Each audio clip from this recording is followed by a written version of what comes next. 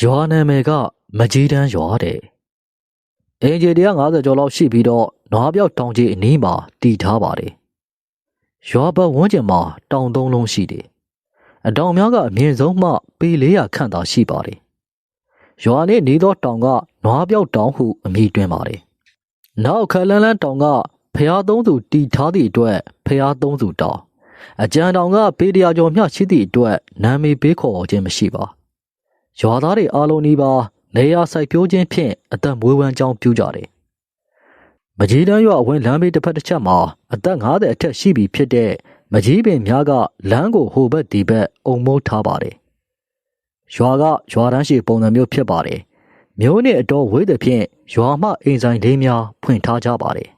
။ရွာလူကြီးပိုင်ကားတစ်စီးသာမြို့ပေါ်မှာအသွားအလာရှိပါတယ်။ရွာကမူလာတန်းကျောင်းမရှိဘဲနဲ့ဘုံကြီးကျောင်းမှာမူလာတန်းစာကိုသင်ပေးတယ်။စာသင်သည့်အတန်းသုံးကျောင်းသား90ခန့်ရှိပါတယ်။ရွာနှင်းကပ်၍ဘေး90ခန့်အကျယ်ရှိတဲ့ကျောင်းလေးတစ်ကျောင်းဟာနွားပြောက်တောင်ဘေးကကပ်ပြီးတော့စီးဆင်းနေပါတယ်။မိုးခါသာရေရှိပြီးတော့ပြာသူလနောက်ပိုင်းဆိုရင်ရေကခန်းသွားပြီဖြစ်တယ်။တရက်ရွာထဲမှာအသက်40ခန့်လူတစ်ယောက်ဟာရွာလူကြီးအိမ်သို့ရောက်လာပါတယ်။ရေနွေးတောင်းနေသောရွာလူကြီးဦးသိန်းမောင်ကလှမ်းမြင်လိုက်တဲ့ဖြင့်အိမ်မော်ကိုခေါ်တင်လိုက်တယ်။ဩဂရကြီးစေးလေနဲ့ထားမိနေနဲ့ရွာတွေကိုလည်းထွက်ပြီးတော့စနင်းထားပါဦးဘာဖြစ်လို့လဲကွာရွာတောင်ဘက်အစုံနားမှာရှိတဲ့အဘိုးကြီးဘွားကြီးလင်မယားကိုတိတယ်မို့လားအေးတိတယ်လေအဘိုးကြီးလင်မယားကဘာဖြစ်လို့လဲသူ့အိမ်ကနေမကောင်းဖြစ်နေတဲ့ဘွားကြီးဆုံးပြီလားမသိဘူးအဖုံနှံကိုလှိုင်းနေတာပဲဗျာကျုပ်တို့ကလေအောက်ဖက်ကြတော့ပို့ပြီးတော့ဆိုးတယ်ဟုတ်လို့လားကွာတယောက်ယောက်ဆုံးသွားရင်အကူကြီးတောင်းပါပေါ့ဩဂရကြီးကလည်းတည်ရသားနေဗျာအဘိုးကြီးအဘွားကြီးလင်မယားကကျွန်တော်တို့တွေရွာလုံးနဲ့အဆက်ဆံရှိတာမှမဟုတ်တာရွာမှာနေပြီးတော့တစိမ့်လို့နေနေတာဘယ်လောက်ကြာပြီလဲအေးဟုတ်တယ်ကွာလွန်ခဲ့တဲ့10နှစ်လောက်ကလေးကသူတို့ရဲ့တူဦးဒီတော်သမီးတည်သွားလို့ရွာကငဆောင်စော်ကားပြီးတတ်လိုက်တယ်လို့ဆွဆွဲပြီးတော့တရွာလုံးနဲ့အဆက်ဆံမလုပ်ဘဲနေခဲ့ကြတာဒီနေ့အထိပဲမကြပါဘူးငဆောင်ကလည်းလက်သက်မပေါ်ဘဲနဲ့တည်သွားတယ်ကောင်မလေးရဲ့ဖေးကိုမသိငါပေမဲ့တက်တည်မရှိလို့ရဲကစစ်ဆေးပြီးတော့ပြန်လွှတ်လိုက်တယ်ဒါဆိုရင်ကြော်သိန်းတို့လှဖေတို့ကိုဝင်ခေါ်ပြီးတော့သွားကြည့်ကြတာပေါ့ဗျာထိုးတင်မှာပဲမိုးကဝုန်းနဲ့ရွာချလိုက်တဲ့ဖြင့်ဦးလာဆိုးကအပြင်ကိုအကဲခတ်လိုက်တယ်မိုးကမရွာတော့3ရက်ရှိပြီကွာမိုးနေတိုင်းရွာရင်တော့အပုံနှံကတက်တာသွားမှာပဲမိုးရွာရတာနဲ့သွားကြမယ်ဗျာရေနွေးတော့ပါဦးဒီဘိုးကြီးတို့မိသားစုကဒိုးရွာကမဟုတ်ဘူးကွာငါအဖေလက်ထက်ကမှရွာကိုပြောင်းလာကြတာသူတို့ရောက်လာတော့ရွာကအခုလိုအင်ဂျင်မများသေးဘူး80လောက်ပဲရှိအောင်ပဲသူတို့ကိုမြေနေရပေးတော့ရွာအပြင်စုံစုံမှာပေးခဲ့တယ်ချောင်းနဲ့လည်းပေ150လောက်ပဲဝင်းမယ်အနည်း30နေပါရှိပြီထင်ပါတယ်ကွာအရင်ပေးတဲ့နေရာကရွာအစုံဆိုပေမဲ့အခုသူ့ထက်ကိုစုံချတဲ့ခြံတစ်ခြံတိုးလာတယ်နောက်ထပ်ဒိုးစရာမရှိလို့အဲ့ဒီနှစ်ခြံထဲနဲ့ရက်သွားတာချောင်းမေးကိုရောက်နေပြီလေ15မိနစ်ခန့်ကြာတော့မိုးကတီကနေရက်သွားတယ်ရွာလူကြီးဦးသိန်းမောင်နဲ့ဦးလာဆိုးတို့အိမ်ပေါ်မှဆင်းလာကြပါတယ်ကျော်သိန်းရဲ့အိမ်ကိုဝင်ပြီးတော့ခေါ်တယ်ထို့နောက်လှဖေတို့အိမ်မှာဆက်ဝင်ပြီးတော့ရွာစုံဘက်ကိုထွက်ခဲ့တယ်ရွာစုံမရောက်ခင်မှာပင်လူကြီးလူငယ်5ယောက်ခန့်ကိုတွေးလိုက်ရပါတယ်ဩဂရကြီးလောပါအောင်ဗျာအပုံးတန်းကဘလို့မှကိုမခံနိုင်အောင်ဖြစ်နေပြီဘသူများသေးတာဖြစ်မလဲကွာဖိုးကုန်းကိုတော့ရေခနဲ့မြင်ရတယ်ဘွားမယ်ခါကြီးသေးတာနေမယ်တကယ်သေးတော့လေဖိုးကြီးကိုခွင်တောင်းပြီးတော့အာသုဘချပေးလိုက်ကြတာပေါ့ကွာလူအုပ်ကြီးကလည်းဦးဖိုးကုန်းရဲ့အိမ်ထဲကိုတဖြည်းဖြည်းနဲ့ဝင်လာကြပါတယ်ဟေးဘာလာလို့တာလဲခမည်းအိမ်ထဲကပုံနှံနေထွက်နေလို့လာကြည့်တာခမည်းမိမဘွားမယ်ခမည်းဘာဖြစ်လို့လဲငါအိမ်ထဲမှာဘာဖြစ်ဖြစ်မင်းတို့ပူစရာမလိုဘူးဟာမပူလို့ဖြစ်မလားဗျာဒီအိမ်ကထွက်တဲ့အပုံနှံကလေအောက်ကြတဲ့အိမ်တွေမှာနေလို့ကိုမရတော့ဘူးကျိုးတို့ကိုကြီးခွင့်ပြုပါဗျာဟေးကောင်းနေမင်းတို့ငါအိမ်ထဲကိုခြေတလန်းဝင်တာနဲ့ဓာတ်နဲ့အခုတ်ပဲငါမိမတည်ရင်ငါကိုယ်တိုင်မြေမြုပ်မယ်ဘယ်သူမှလာမြုပ်ပေးစရာမလိုဘူးမင်းတို့ခြံထဲကနေခုပြန်ထွက်သွားခင်ဗျားကဒေကောင်ကြီးနဲ့တူပုံနှံကိုခံနိုင်ပေမဲ့ရွာတွေကလူတွေကမခံနိုင်တော့ဘူးမခံနိုင်လဲမနှံနဲ့စီသွားနေကြကွာ ငါမိမသိရင်ငါကိုယ်တိုင်မြုပ်မယ်အခုမင်းတို့ပြန်ကြဟုတ်ပြီပြန်ကြမယ်အပုံးနဲ့နန်းနေဆိုရင်လေတရက်နေ့ရက်တော့ဆွေမျိုးတွေအိမ်မှာသွားနေကြနောက်နေ့ရက်3ရက်ဆိုရင်အပုံးနဲ့ပျောက်သွားလိမ့်မယ်အဲ့ဒီလိုမှမဟုတ်ရင်တော့တင်းဝင်ပြီးတော့အလောင်းကိုယူမယ်မြေသွားမြုပ်လိုက်မယ်ရွာလူကြီးဦးသိန်းမောင်ကစိတ်ဆိုးပြီးတော့ရွာထဲကိုပြန်လှည့်လာတယ်ဦးလာဆိုတို့ကျော်သိန်းတို့ကတော့အလောင်းကိုယူပြီးတော့မြေမြုပ်မိဟုပြောနေတယ်အပုံးနဲ့ကိုမခံနိုင်တော့လူကြီးလူငယ်တော်တော်များများကရွာမြောက်ဘက်ကအသိမိတ်ဆွေများအိမ်မှာခိတ္တသွားရောက်နေထိုင်ကြတယ်ဦးဘိုးကုန်းကလည်းဓာကြီးကိုထမ်းလိုက်ပေါက်တူးကြီးကိုထမ်းလိုက်နဲ့အိမ်ထဲကိုဝင်လာမိသူများကိုမဝင်နိုင်ရန်အတွက်ကင်းဆောင်နေပါတယ်။ဦးဘိုးကုန်းအိမ်နဲ့ဒီနားမှာနေသောအိမ်တချို့မှာလူငယ်တစုတိုင်ပင်နေကြတယ်။အောင်တန်းစိန်လင်းငွေရကျော်ဆွေတို့၄ယောက်ဖြစ်ပါတယ်။လူကြီးများကအပုံးနဲ့လူရကိုသွားနေကြပေမဲ့သူတို့ကရှောင်မသွားပဲအိမ်ဆောင်များအဖြစ်နေခဲ့ကြပါတယ်။နေခင်းဘက်မှာသူတို့၄ယောက်စုပြီးတော့ဦးဘိုးကုန်းရဲ့အိမ်ထဲကိုဝင်ရန်အကြံထုတ်ကြတယ်ဘယ်လိုပဲဖြစ်ဖြစ်ကွာဒီဘိုးကြီးအပြင်ထွက်မှာပဲအပြင်ထွက်တာနဲ့သူ့ရဲ့အိမ်ထဲကိုဝင်ကြမယ်အလောင်းထဲဖို့အသင့်လုပ်ထားအောင်ကွာဖြာနဲ့ပဲပြီးတော့တဲလို့ရမှာမဟုတ်ဘူးအပုပ်ရည်တဲ့အသားပုတ်တွေကပျော်ပြီးတော့ကြာနေတော့ပြီလောက်တီတောင်တွဲနေပြီလားမသိဘူးကွာငါအိမ်မှာဒါလဘတ်ဆတော့ရှိတယ်ကွာလူတယောက်ဘက်ကတော့အသားလေးပဲအေးဒါလဘတ်ဆဆိုရင်လုံလဲလုံနေဘာမှလည်းကြားတရားမရှိတော့ဘူးအသိယူထားကွာအချိန်နဲ့ခွင့်တာတာနဲ့ချက်ချင်းပဲသွားကြမယ်သူတို့လေးယောက်ကတအိမ်ကျော်မှာစုပေါင်းနေထိုင်ကြပြီးတော့ဦးဖိုးကွန်းတို့ခြံဘက်ကိုအလှည့်ကျကြီးကြတယ်။မိုးရင်းဖြစ်သည့်အတွက်အိမ်ထဲကသာလှမ်းကြည့်နေရပါတယ်။ဦးဖိုးကွန်းရဲ့အိမ်အရှိပိုင်းကိုတော့လှမ်း၍မြင်နေရတယ်။အဘိုးကြီးကအသက်60နှစ်ရှိပြီဟုဦးလာဆိုပြော၍သိရပါတယ်။အဘွားကြီးကအဘိုးကြီးထက်ကို3နှစ်ငယ်ပါတယ်။စီပွားရေးချိုးတဲ့ပြီးတော့တားတော်သမီးကမရှိ၍စားရေးတော်ရေးကိုကျုံလိုဖြစ်ရှင်းခဲ့ရသည်မို့ရှိသည့်အသက်ထက်10နှစ်ခန့်ပိုပြီးတော့အိုးစားနေကြပါတယ်မသိရင်90ကျော်80ခန်းဟုထင်ရပါတယ်မိုးလေးကတဖွဲဖွဲကျနေတယ်အောင်တန်းနဲ့စိန်လင်းကအိမ်ရှိကပြေးမှာထိုင်ပြီးတော့စကားပြောနေတယ်အထိုးချိန်မှာဦးဖို့ကွန်းကြီးကခြံထဲမှာကုန်းကွန်းကွာကွာနဲ့အပြင်ကိုထွက်သွားသည်ကိုလှမ်းမြင်လိုက်ရတယ်ငွေရနဲ့ကြော်ဆွေပေါက်တူးတွေနဲ့ခေါ်ပြားကိုယူကွာငါနဲ့စိန်လင်းကဒါလဘတ်ဆယူခဲ့မယ်အဘိုးကြီးခြံပြင်ဘက်ကိုထွက်သွားပြီကွာအေးဟိုသူအဝဲကြီးသွားမှာတော့မဟုတ်သေးဘူးအမြန်လုံးကြမယ်လေးယောက်သားမိုးလေးဖွဲဖွဲလေးအောက်မှာဦးဖိုးကွန်းရဲ့ခြံထဲကိုအပြေးလာခဲ့ကြပါတယ်အထဲကိုဝင်လိုက်သည်နဲ့ကိုပြစ်ပေါ်မှာပလက်အနေထားနဲ့ဘွားမယ်ခရဲ့ရုပ်အလောင်းကိုမြင်လိုက်ရတယ်မျက်နှာကရိုးကောင်းပုံဖြစ်နေပြီးတော့အပြင်ကအရေကွန်ကအယိုးမှာကပ်နေပြီခန္ဓာကိုယ်ကတော့ပုပ်ပွားတော့မှရှိပါသေးတယ်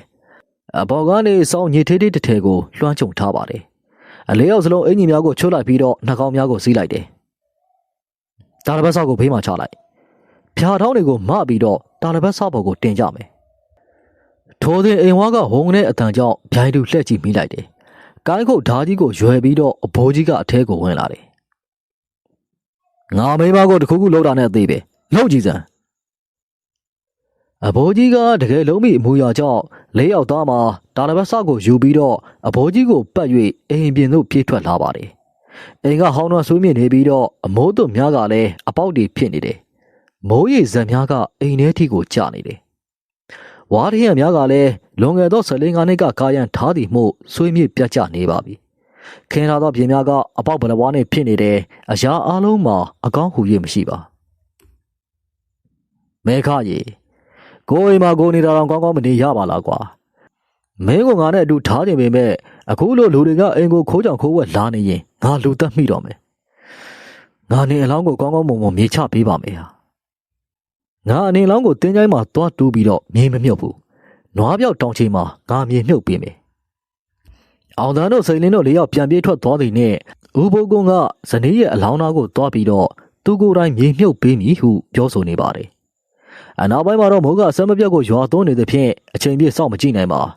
အပုံးနှန်းကလည်းခါတိုင်းလောက်မစိုးတော့ပါတစ်ချက်လေဝေးလိုက်မှသာအနံ့ရတတ်ပါလေသူတို့ကဦးဘိုးကုန်းရဲ့အိမ်ထဲကိုဝင်ပြီးတော့3ရက်မြောက်ခဲ့တယ်မြောက်ပိုင်းမှာသွားချောင်းနေကြသောမိဘများရှိရာမှငွေရားနဲ့စိန်လင်းတို့ပြန်လာခဲ့ပါတယ်အချိန်ကညနေ6နာရီခန့်ရှိပါပြီကောင်းကင်မြေမှာမိုးသားမိုးတိမ်တို့ကြောင့်အမှောင်ထုတန်းနေတယ်မိုးကလေးကတဖွဲဖွဲနဲ့ရွာသွန်းနေတယ်စိန်လင်းဟိုးရှိမှာဦးဖိုးကွန်းကြီးမှုလားပေါတူကြီးကိုကန်ပြီးတော့တောင်ချေဘက်ကိုထွက်သွားတယ်လိုက်ကြည့်မလားမလိုက်ပါဘူးဗျာ အဘွားကြီးကိုအခုသွားတဲ့ထုတ်ရင်တော့အတော်ပဲဗျာပြောပြောဆိုဆိုနဲ့၄ယောက်တော့စော်ပြီးတော့ဦးဖိုးကုန်းရဲ့အိမ်ထဲကိုဝင်ခဲ့ပါတယ်အပုပ်ရည်တွေကခန္ဓာကိုယ်မှာကုန်တော့ဖြစ်နေပြီဘာကြီးကလည်းချက်နေပြီကဲမြန်မြန်မပြီးတော့ဒါလဘတ်ထဲကိုထဲလိုက်မယ်ထို့တော့လောင်းကောင်ကြီးကိုဒါလဘတ်နဲ့ပတ်ပြီးတော့ချင်းရင်ကောင်းရင်မှကရွာပြင်တင်းချိုင်းဘက်ကိုထွက်လာပါတယ်ထိုအချိန်တွင်မိုးတွေကမဲမှောင်လာတယ်ပေါလူနှလက်ကိုအသင်းယူဆောင်ခဲ့ကြသဖြင့်မိုးရေဆူဆွနေသည့်မြေကိုပင်ပင်ပန်းပန်းမပေါက်ရဘဲနဲ့တိတ်မကြခင်မှာပင်နှစ်ပေသားသားချင်းအနက်ကိုရှားလိုက်ပါတယ်ဒါလဘတ်စားကိုပါအပီချင်းနဲ့ချပြီးတော့မြေမြုပ်လိုက်တယ်ဦးဘိုးကြီးပြန်လာလို့သူ့အဘွားကြီးရဲ့အလောင်းကိုမမြင်တော့ရင်တရွာလုံးကိုပတ်ရမ်းတော့မှာမိုးကဝလုံးတို့ကိုရွာချလိုက်တဲ့ဖြင့်အောင်တန်းတို့၄ယောက်ကလည်းရွာထဲကိုအပြေးလွှားပြန်လာရတယ်အိမ်ကိုပင်တမ်းမတော်ပဲနဲ့ရွာလူကြီးဦးသိမ်းမောင်ရဲ့အိမ်ရှိမှာပင်လှဲ့ဝင်ပြီးတော့အတိပေးလိုက်ပါတယ်ဦးလေးမိုးရီထဲမှာအတန်ကုန်ဟစ်အော်နေသည့်အတွက်ပိတ်ထားသောတကားများကိုဖွင့်ကာခေါင်းပြူကြည့်လိုက်တယ်စိန်လင်းတို့အောင်တန်းတို့ပါလားဘာကိစ္စလဲကွာဦးဖိုးကွန်ကြီးပြန်ထွက်သွားတော့မှဘွားမယ်ခရဲ့အလောင်းကိုတင်ချိုင်ထဲကိုယူပြီးတော့မြေမြုပ်ခဲ့ပြီအေးကောင်းတယ်ကွာမင်းတို့အိမ်သားတွေပြန်လာလို့ရပြီပေါ့အဘိုးကြီးမရေးမိအောင်တော့နေကွာဒီအဘိုးကြီးကလွဲတာမဟုတ်ဘူးဟုတ်တယ်တတိထားရမယ်ဗျာကျွန်တော်တို့အဲ့ဒီကိစ္စကိုလာပြီးတော့အကြောင်းကြားတာပြန်တော့မယ်အေးမိုးတွေကကောင်းတယ်နော်နွေထွေးနေကြအောင်သူတို့လေးယောက်မှာကိုယ့်အိမ်ကိုပင်ပြန်မဝင်သေးပဲနဲ့ငွေရတို့အိမ်ထဲကိုအားလုံးလိုက်ဝင်ခဲ့ပါတယ်အချိန်က9နာရီခွဲခန့်ရှိနေပြီအလောင်းကိုယူသွားပြီးတော့မြေမြုပ်တယ်အားလုံးပြီးတော့ဦးသိန်းမောင်ရဲ့အိမ်ကိုဝင်ပြီးတော့ပြန်လာတယ်အစအဆုံးမှာတနာရီခွဲခန့်သာကြာပါတယ်သူတို့ကစကားထိုင်ပြောနေရင်းနဲ့ဦးဖိုးကွန်ကြီးရဲ့အတန်ကိုနားဆွနေကြတယ်ဒါပေမဲ့ဝလုံးတို့ကိုဟုံတိုင်းကျရွာနေတော့မိုးတန်နေကြောင်းဘာမှမကြားနိုင်ပါထိုနေ့ကသူတို့မျှော်လင့်ထားသလိုဦးဖိုးကွန်ကြီးတယောက်မှအိမ်တို့ပြန်မလာခဲ့ပါပြန်လည်းမပြန်နိုင်တော့ပါနွားပြောက်တောင်ကျတဲ့နေရာမှာဇနီးဖြစ်သူရဲ့အလောင်းကိုမြေမြုပ်ရန်အတွက်ကျင်းတူးနေပါတယ်အနားလိုက်တူးလိုက်နဲ့အနက်3ပေခန့်အထိကိုရရန်စိတ်ပိုင်းဖြတ်ပြီးတော့တဖြည်းဖြည်းချင်းတူးနေတယ်အနက်2ပေနီးပါးခန့်တူးပြီးတဲ့အချိန်မှာတော့မိုးကတဲကြီးမဲကြီးကိုရွာချလိုက်ပါတယ်မိုးတဲနေသည့်အတွက်ကုန်းအမြင့်ကိုရွေးပြီးတော့ထိုင်နေလိုက်တယ်ထိုချိန်တွင်နွားပြောက်တောင်နဲ့ဘုရားသုံးသူတောင်ကြားမှာရုတ်တရက်ရေလုံးကြီးကလှိမ့်ဆင်းလာပြီးတော့ချောင်းထဲကိုစီးဆင်းသွားတယ်ထိုရေလမ်းကြောင့်တဲတဲ့မှဦးဖိုးကုန်းကထိုင်နေမိပါတယ်ရေလုံးတွေကတေကိုင်းတက်ခက်တွေရောဦးဖိုးကုန်းကိုပါတိုက်ပြီးတော့ချောင်းထဲကိုတည်ဆောင်သွားတယ်ချောင်းထဲကိုရောက်မှာတော့ဦးဖိုးကုန်းတယောက်ဟာအသက်ပြောက်သွားပါတယ်သူရဲ့ခြေစနစ်အလောင်းကိုကိုယ်တိုင်မြေမြုပ်ရမြေချင်းတူးသည့်ရက်မှမိုးကအညှိုးကြီးစွာကိုရွာချလိုက်ပါတယ်အစွဲလန်းကြီးလင်းသောဦးဖိုးကုန်းဟာသေးသေးကိုမသိဘဲနဲ့ဇနီးရဲ့အလောင်းကိုမြေမြုပ်ရန်အတွက်အိမ်ကိုပြန်လာခဲ့ပါတယ်အိမ်ကိုရောက်တော့ဇနီးအလောင်းပြောင်းနေသည့်အတွက်ကိုင်းခုတ်ဓာကြီးကိုထမ်းကာရွာထဲကိုထွက်လာတယ်မိုးကတဖွဲဖွဲရွာနေတယ်ရေထဲမှာတစွတ်စွတ်နဲ့ရှောက်ပြီးတော့သွားနေတယ်အထိုးသည်အိမ်အောက်ဖက်ဒီမှာခွေးတချို့ကထပြီးတော့ဥလိုက်ပါတယ်ရွာတောင်ဘက်မှနေပြီးရွာအလဲပိုင်းထိကိုခွေးဥတန်းနေဆက်သွားတယ်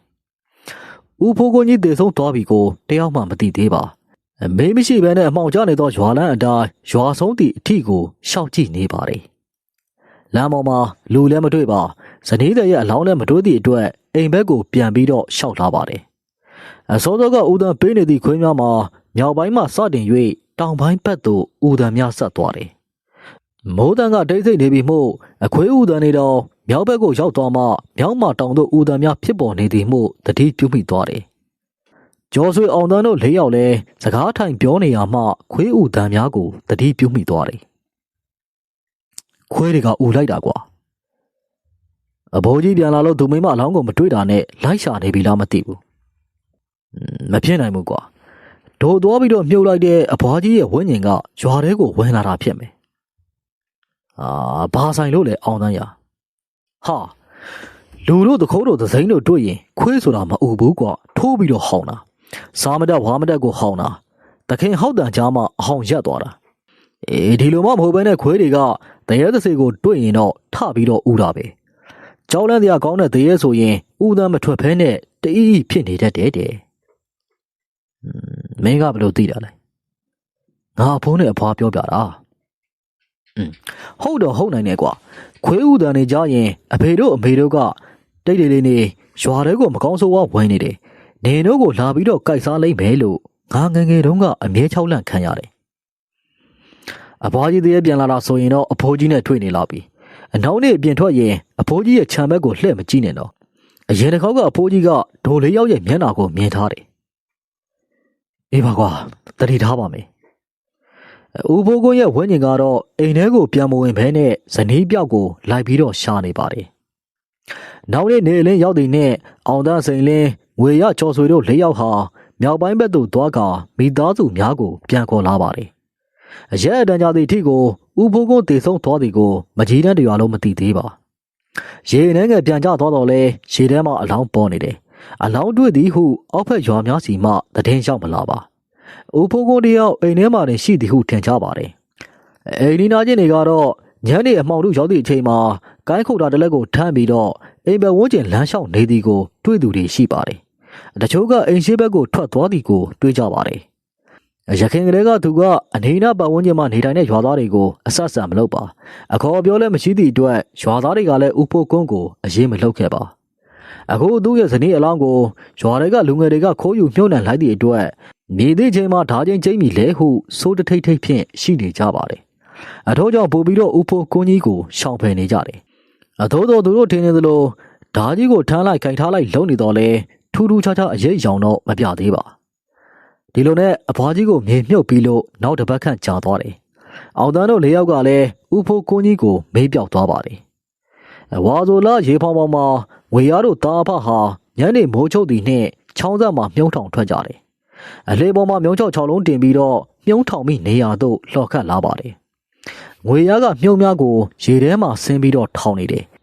ရေနဲ့မျောပါမသွားသေးရန်အတွက်မြုံမထောင်ခင်ကလေးကငုံတိုင်နှချောင်းကိုကြိုတင်ပြီးတော့ရှိုက်ထားပါတယ်အထိုးငုံနှစ်တိုင်ကြားမှာမြုံကိုသွင်းပြီးတော့သွန်နှန်းကျိုးနဲ့ချီထားတယ်ငွေရကမြုံနှလုံးကိုရေထဲမှာချီနေတဲ့မှာဖခင်ဖြစ်သူကရှေ့သို့လှော်သွားပြီးတော့နောက်မြုံချမိနေရာကစောင့်ပါတယ်ငွေရကမြုံကိုအသေးချာတုံးတောင်ပြီးသည်နဲ့ချောင်းစားမှအပေါ်ပြန်တဲ့အခါလှေရှိရာသို့ရှောက်လာတယ်အလှေအနားကိုရောက်တော့ရေထဲကိုပြန်ဆင်းကာမြုံကိုလှေပေါ်မှယူလိုက်ပြီးတော့ငုံတိုင်မှာချီနှောင်လိုက်ပါတယ်ဖခင်ဖြစ်သူကလှေကိုရှေ့သို့လှော်ခတ်သွားတယ်တနေရာနဲ့တနေရာပေ3-40ခန့်ကွာပါတယ်အတရီယာမြောက်မြုံချီပြီးမှငွေရကရေထဲကကုန်းပေါ်ကိုပြန်တက်လိုက်ပါတယ်ကမ်းပေါ်မှာရက်နေတဲ့လူတစ်ယောက်ကိုတွေးလိုက်ရသဖြင့်မျက်လုံးပြူးကာပါးစပ်ကအတန်ထွက်သွားတယ်ဦးလေးဖိုးကွန်အေးဟုတ်တယ်ငါမိမပဲမလေးအထိုးတင်ကိုင်းကုတ်ဓာကြီးကလေထဲကိုဝဲသွားပြီးတော့ငွေရရဲ့လေပင်တဝက်ခန့်ကိုဖြတ်ထွက်သွားပါတယ်သွေးများကပန်းထွက်သွားပြီးတော့တဖြည်းဖြည်းချင်းလဲကျသွားတယ်ငါမင်းတို့ကိုလိုက်ရနေတာကောင်းလေးရငါမိမကိုဘယ်ခေါ်သွားတာလဲဒီကောင်ကလည်းမပြောနိုင်တော့ဘူးအသူကပါဇက်ကမကြည်မနဲ့ပြောရင်းနဲ့အနည်းကလှည့်ထွက်သွားပါတယ်အထိုအဖြစ်အပျက်တွေကိုငွေရရှိရဘက်ကိုကြောပေးပြီးတော့လှော်ခတ်သွားတဲ့ဖခင်ဖြစ်သူကငွေရဘာဖြစ်သွားသည်ကိုမသိလိုက်ပါအစမနစ်ကစောင့်နေပြီးတော့ငွေရရောက်မလာကမှနောက်ကျောင်းကိုပြန်လှည့်ပြီးတားရှိရာသို့လှော်ခတ်လာပါတယ်ကမ်းပေါ်မှာလဲနေသောငွေရကိုတွေးလိုက်ရသည့်အတွက်လှေကိုကပ်ပြီးတော့ကမ်းပေါ်ကိုတက်ခဲ့တယ်ဟင်ဒါငွေရမှာသွေးထွက်လွန်ပြီးတော့တေဆုံးနေပါပြီအလဲပင်ပြတ်မသွားတော့လဲတဝက်နီးပါးအနက်ကဖြတ်တောက်သွားသည်မို့လို့သွေးကြောတွေပြတ်ပြီးတေသွားခြင်းဖြစ်ပါတယ်အလိန်နာဝန်းကျင်မှာလဲဓားကင်ထားသည့်လူကိုမတွေ့ပါငွေရရဲ့ဖခင်ဖြစ်သူကလည်းဓားရဲ့အလောင်းကိုထားရိတ်ခတ်ပြီးတော့လှေကိုလှော်ခတ်ကာရွာလူကြီးများအိမ်သို့ထွက်လာပါတယ်အခဏကြတော့ရွာလူကြီးနဲ့ရွာသားများမှာချောင်းရိုးအတိုင်းကမ်းဆက်လမ်းမှငွေရရဲ့အလောင်းရှိရာသို့လာခဲ့ကြပါတယ်ဒါနဲ့လေပင်ကိုခုတ်သွားတာဗျာသူဘသူနဲ့များစကားများမိတာတွေ့သေးလေဒီကောင်ဒီရဲ့ပိုင်းရံဖြစ်တာစကားများတာမကြားမိပါဘူးရေးသားလည်းမရှိဘူးဒါဆိုဘသူတက်တာဖြစ်နိုင်လဲဗျာအေးဗျာကျုပ်တို့တော့မထင်တတ်ဘူးဟိုဦးဖိုးကိုကြီးများလာခုတ်သွားတာလားဖြစ်နိုင်ပါမလားဗျာဒီဘိုးကြီးကတုံတုံချီကြီးနဲ့သူကဓာတ်နဲ့ခုတ်ဖို့ပြင်ရင်ငွေရကဒီအတိုင်းကြည့်နေပါလားမဖြစ်နိုင်ပါဘူးဗျာဒါတော့ကျုပ်ထင်တာပြောရတာပဲဗျာအဘိုးကြီးကသူမိမရဲ့အလောင်းကိုရှာမတွေ့ကြတဲ့ကကိုင်းခုတ်ဓာတ်ကိုအမြဲကိုနဲ့မကွာဆောင်ထားတယ်ဒါကလည်းမတင်ကားတရားမဟုတ်လားဒါဆိုရင်အဘိုးကြီးရဲ့အိမ်ကိုသွားပြီးတော့အခြေအနေကြည့်ကြမယ်သွားတာကတော့ဟုတ်ပါပြီအဘိုးကြီးမင်းရင်အစဉ်ပြေပြေဖြေနိုင်ဖို့အတွက်ကြိုပြီးတော့စဉ်းစားထားအောင် ရွာလူကြီးကအလောင်းကိုရွာပြန်ဆက်มาတယ်အမိုးတို့ပြီးတော့ထားရန်စီးတင်ညွှန်ကြားကဦးလာဆိုးတို့ကိုခေါ်ပြီးတော့ဦးဖိုးကုန်းရဲ့အိမ်ကိုထွက်လာပါတယ်ဦးဖိုးကုန်းတို့အိမ်ကိုရောက်တော့ည8 နာရီခွဲခန့်ရှိပြီးအိမ်ထဲမှာမီးရောင်လည်းမတွေ့ရပါသူတို့လူစုရဲ့ဓမီးရောင်သာရှိပါတယ်အိမ်ထဲမှာလူမရှိပါလားကွာအိမ်သားများသွားသလားအိမ်သားအပြက်ကိုလည်းမီးရောင်အောက်မှာတွေ့ရပါတယ်လူမရှိဘူးဗျဒါဆိုရင်ဒီဘိုးကြီးတော့မတင်ကားတရားကောင်းနေပြီဒီမှာဓာကြီးအားလုံးကမေးဝိုင်းထိုးလိုက်ပါတယ်ကိုင်းခုတ်ဓာတစ်ချောင်းဖြစ်ပါတယ်အထူးဆန်းစီကဓာသွားမှာသွေးစာများပေးချမ်းနေတယ်အဘိုးကြီးကိုတလောက်ကိုင်းနေတဲ့ဓာပဲဓာသွားမှာလည်းသွေးတွေပေးနေတယ်ကောင်းပြီဒီတိုင်းထားခဲ့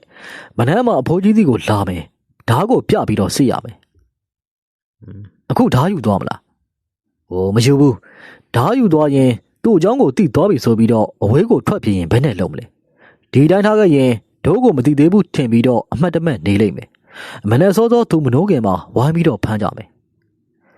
ထုံးတော့အားလုံးတိုင်ပင်ပြီးတော့ဦးဖိုးကုန်းရဲ့အိမ်ထဲကထွက်လာပါတယ်သူတို့ခြံဝါကိုမရောက်ခင်အိမ်ဝါမှာဦးဖိုးကုန်းကရက်ပြီးကြည့်နေတီကိုတော့ဘယ်သူမှမမြင်လိုက်ပါနောက်နေ့မနေ့စောစောညကလာခဲ့တဲ့လူတွေအားလုံးစုလိုက်ပြီးတော့ဦးဖိုးကုန်းရဲ့အိမ်ကိုလာခဲ့ကြတယ်အားလုံးကလည်းလက်နဲ့ကိုယ်စီပါလာပါတယ်အသာကြီးအတွင်းမခံမဲနဲ့ဓာတ်နဲ့ခုခံလျင်ပြန်ပြီးတော့ကာကွယ်နိုင်ရန်အတွက်လိုလိုမဲမဲယူလာကြခြင်းသာဖြစ်ပါတယ်ဦးဖိုးကုန်းရဲ့ခြံထဲကိုရောက်လာတယ်အိမ်ကအပေါက်ဟောင်းလောင်းဖြစ်နေသည့်အတွက်တတိနဲ့အိမ်ကိုကတ်သွားတယ်အိမ်ပေါ်မှာဦးဖိုးကုန်းမရှိဘူးဒါဆိုရင်ဓာတ်ကိုကြည့်ကြအောင်ဓာတ်လည်းမတွေ့ဘူးဗျဓာတ်ကင်ပြီးတော့ဘယ်ချိန်ကလေးကထွက်သွားလဲမသိဘူးတတိတော်ထားတော့အသာကြီးပေမဲ့ကိုခံပညာတတ်ထားရင်တော့မလွယ်ဘူးဗျဖြစ်နိုင်တာကတော့အလောင်းကောင်ကြီးပုတ်ပွားနေတာတော့မစွန့်ပြစ်ဖက်နဲ့အတူနေနိုင်တာညမိတ်ဖက်နဲ့မယားပြောက်ကိုလိုက်ရှာနေသလားပဲဒီလူကြီးတင်ညာထဲမှာရှာလို့မတွေ့ရင်အနီးနားပတ်ဝန်းကျင်ကိုလှည့်ပြီးတော့ရှာမှာပဲဘလုံးမတွေ့ရင်တော့သူမိမရဲ့အလောင်းကိုယူသွားမယ်ထင်တဲ့သူတွေရဲ့နောက်ကိုရှောက်လိုက်နေမှာအားလုံးတတိနဲ့နေကြကွာငွေရသေးရတာကအဖိုးကြီးလက်ချက်ဖြစ်နိုင်တယ်ဒီအောင်တခုပြောဆိုကြပြီးတော့ဦးဖိုးကုန်းရဲ့ခြံထဲမှာပြန်ထွက်လာပါတယ်ငွေရရဲ့ဓာရေးကိစ္စကလည်းရဲလေသွားပြီးတဲ့နောက်မှာထူးထူးခြားခြားဘာမှဖြစ်မလာပါဦးဖိုးကုန်းကိုတော့ညဘက်မှောင်တီနဲ့ခြံထဲမှာလမ်းလျှောက်နေတာရွာထဲမှာလမ်းလျှောက်နေတာတွေကိုညမိုးချုပ်နေချိန်မှာတွေ့သူတချို့ကထွေးကြတယ်သူ့ကိုတွေးတဲ့ခွေးတွေကဥပြီးတော့အိမ်ထဲကိုဝင်ပြေးကြတယ်ရက်တွေကတဖြည်းဖြည်းကုန်သွားတယ်ဝါကောင်းလာစမ်းထဲကိုရောက်ခဲ့ပါပြီတညနေဦးလာဆိုဟာလေကွင်းထဲမှာပြန်လာပါတယ်အချိန်ကညနေ6 နာရီခန့်ရှိပြီးတော့သုံးမိခန့်သာအမြင့်ရှိတဲ့တာပေါင်းလမ်းလေးပေါ်မှာသူတယောက်တည်းရှောက်နေတယ်ဒီအချိန်ကစပားဆိုင်ထားတဲ့အချိန်မို့ရွာထဲမှာလေကွင်းထဲသို့အသွားအလာမရှိသလောက်ဖြစ်နေတယ်မနေ့ခင်းပိုင်းကတော့နွားစာမျက်ရည်သူများအသွားအလာရှိကြပါတယ်သူတယောက်တည်းရွာထဲဝင်တော့မှောင်နေပါပြီရွာဝင်ကိုဘင်းကြီးအောက်မှာစောင်းနေတွေအခါမှာအကျော်နဲ့မုံဟင်းကရောင်းတဲ့တဲဟောင်းတစ်လုံးရှိပါတယ်မိုးကမှဈေးမရောက်ရသည့်အတွက်လူတချို့ကခိုးဝင်ခိုးနာလုံနေကြပါတယ်ယခုတဲအတွင်းမှာလူတယောက်ထိုင်နေသည်ကိုတွေ့ရပါတယ်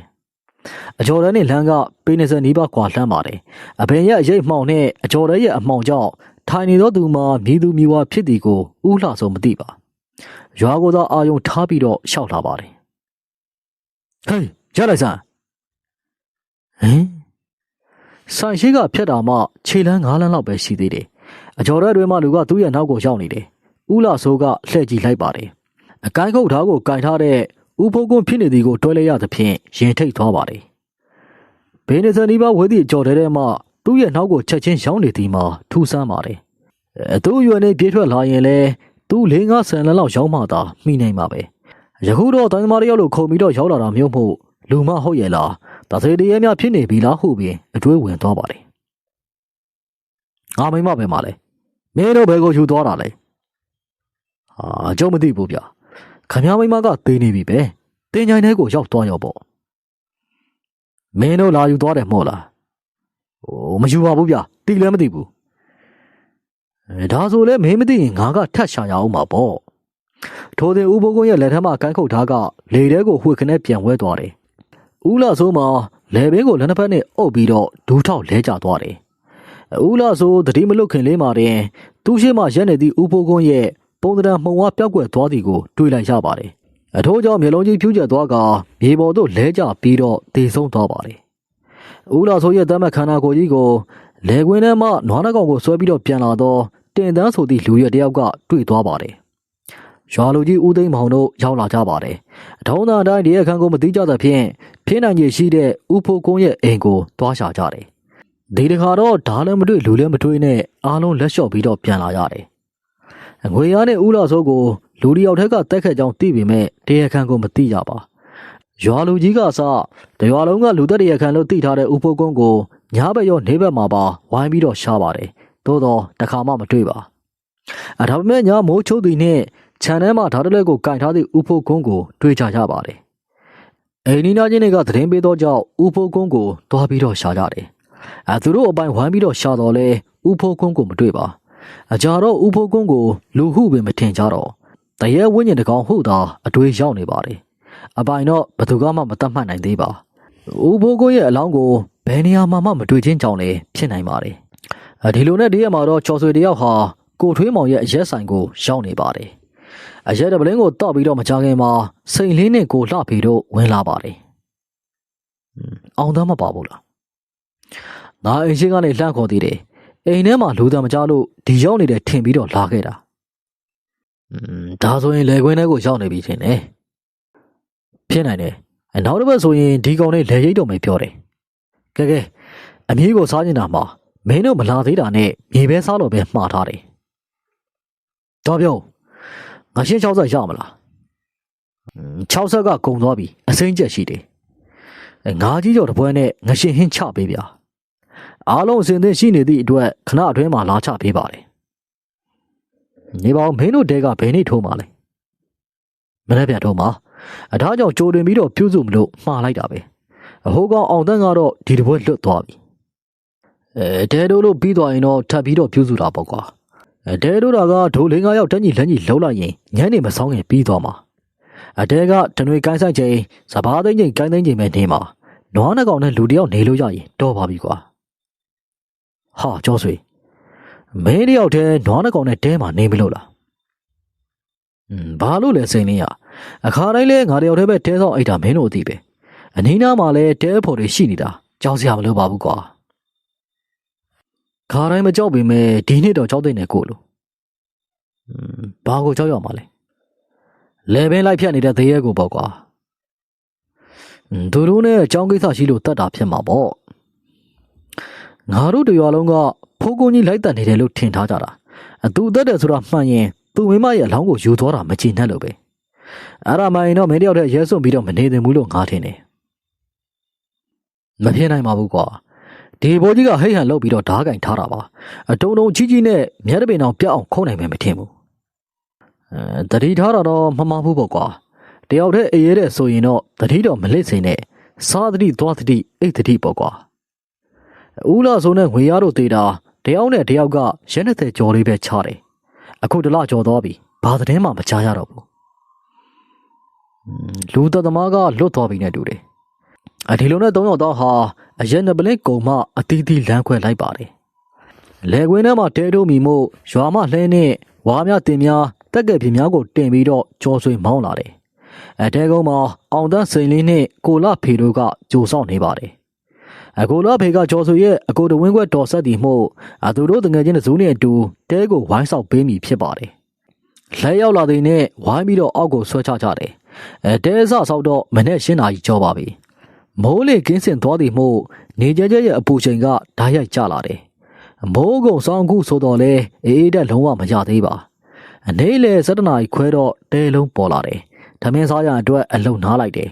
ရွာမလိုအားပေးများအတွက်ချက်ကာလာသားချက်နဲ့ထမင်းငပိတိုးတရားများကိုလာပြီးတော့ပို့ပေးပါတယ်